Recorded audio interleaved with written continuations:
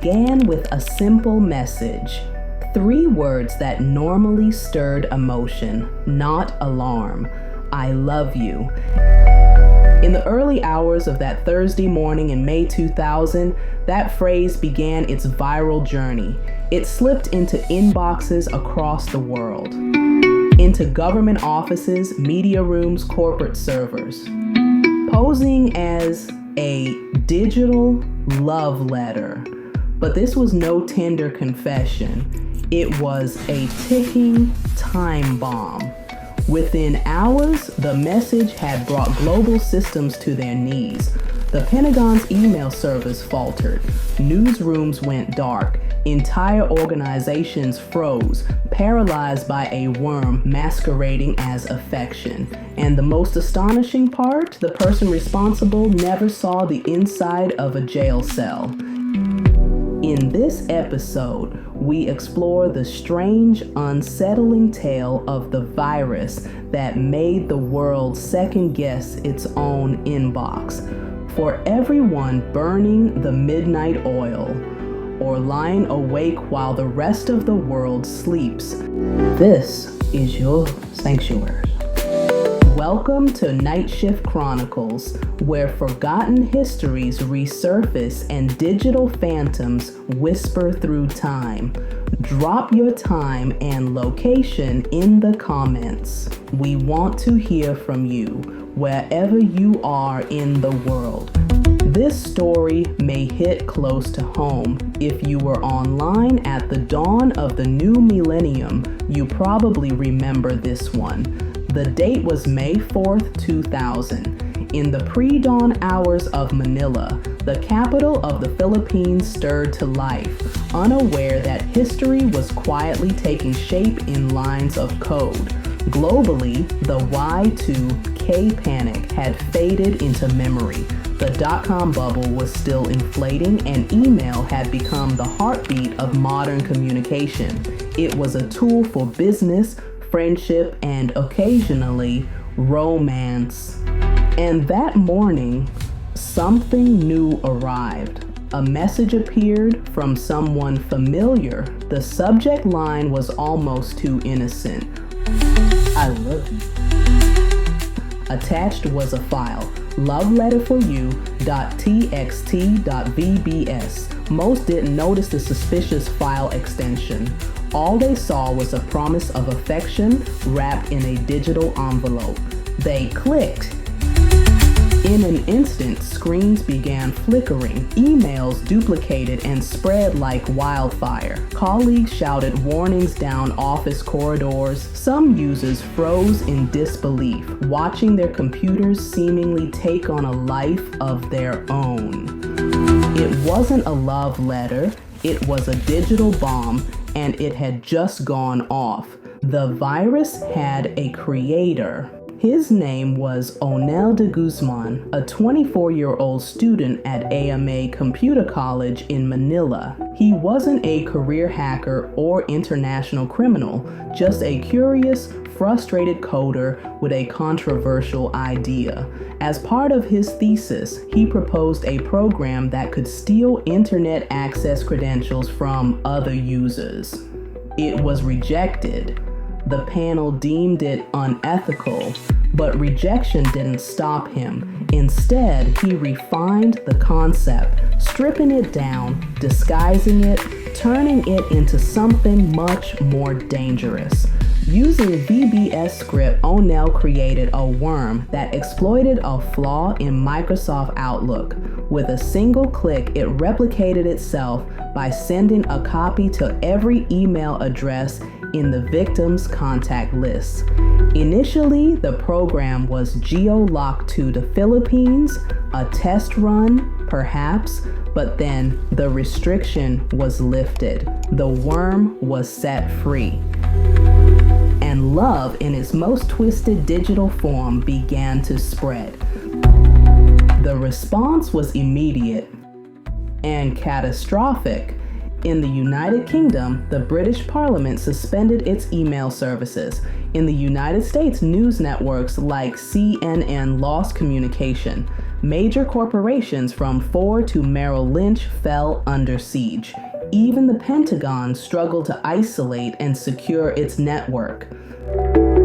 By the end of that first day, more than 45 million systems had been infected. Files were renamed, directories vanished, passwords to dial-up internet accounts were stolen, and behind every action, the virus left its calling call, that tender subject line. It wasn't just technical damage, it was psychological warfare.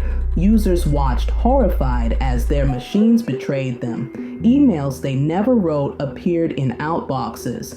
Friends received strange attachments.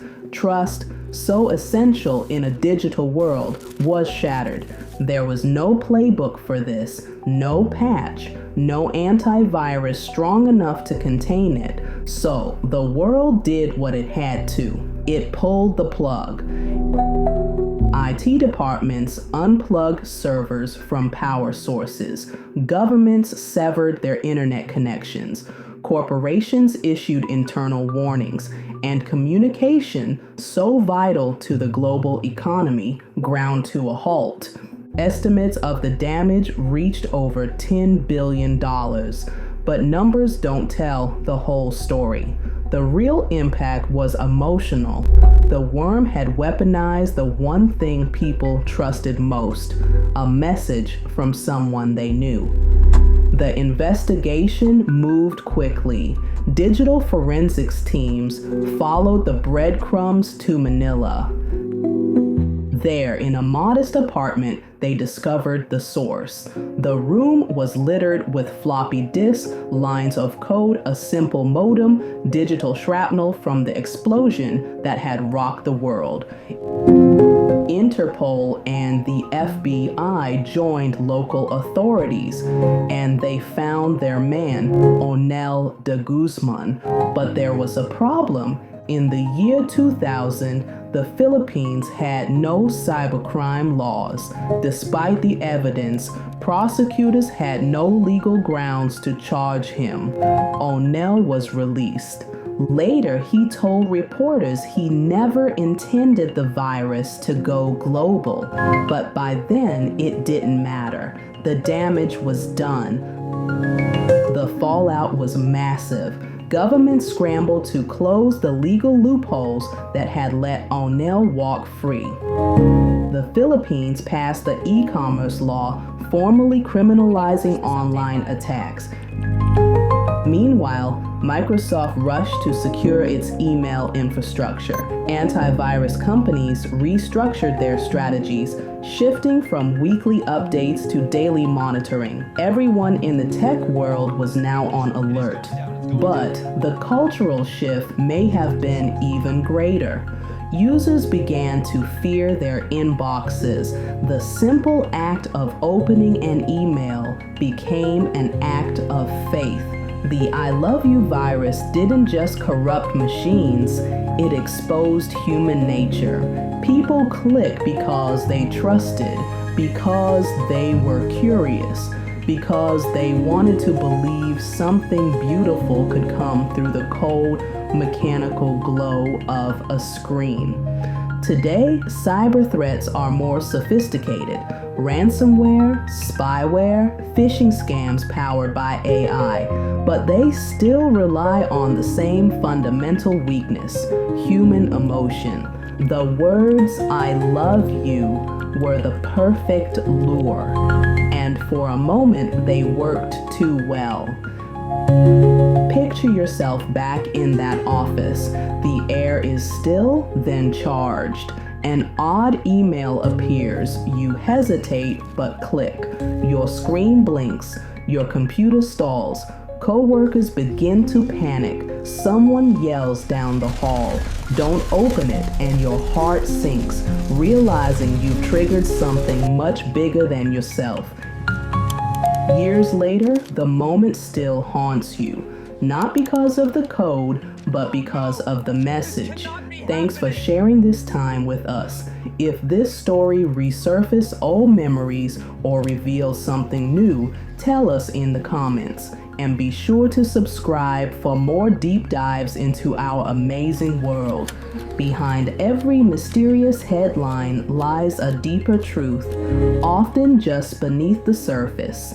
This has been Night Shift Chronicles, where history never sleeps. So many years later, the screen is different, the code more complex, the traps more subtle, but sometimes late at night, when you see a message pop up on your phone, 3 little words glowing back at you, your fingers still hesitate. I love you.